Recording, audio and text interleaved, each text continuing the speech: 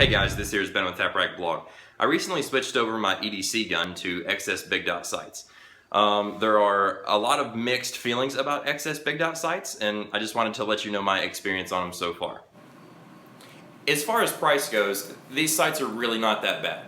$85.50 for the sights, and you're going to spend probably another $15 paying somebody to put them on if you don't have the tools to do so yourself. As far as accuracy goes, I hear a lot of people say that these sights are inaccurate. If I can hit an 8-inch steel plate at 25 yards, then the sights are not the issue.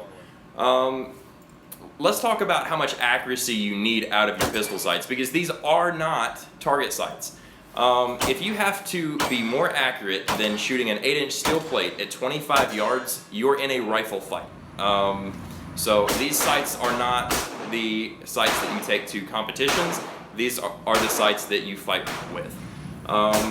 There are people out there, though, that are using these sights to make very, very accurate shots at some pretty impressive ranges. I've heard of people hitting targets at 50, even 100 yards. I've heard of people shooting shotgun shells at 25 yards with these sights, so accuracy is really not the issue. One thing that I have noticed is that there is a bit of an offset depending on what range you're shooting at. If you're already used to compensating for mechanical offset, say with a CCO on an AR-15, you're not going to have any sort of issue with this. So I wouldn't even worry about that. When I first switched to these sights, I started dumping mass amounts of ammo through my gun because it is my everyday carry gun. You don't want to, have to worry about, holdovers or anything else like that. You don't want to have to worry about a different sight picture when your life depends on it. So that's one thing that it kind of gave me an excuse to shoot a whole lot of ammo. What I don't like about these sights is that the rear sight is a little bit shorter, and so it makes one-handed malfunction clearing a little bit harder, but that's not really a big deal. Your likelihood of having to rack your gun off your belt buckle or off of your holster is relatively low compared to having to get on your front sight quickly.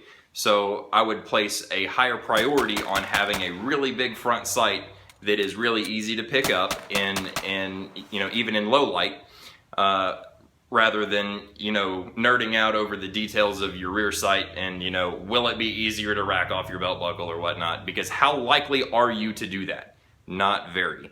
That is an issue that I'm going to address later on, because you can get different rear sights from the company, so I may switch to the bigger rear sight, and I'll update you all if or when I do that. This has been with TapRack Blog. Thank you guys for watching, and I'll post something else for you soon. Thanks.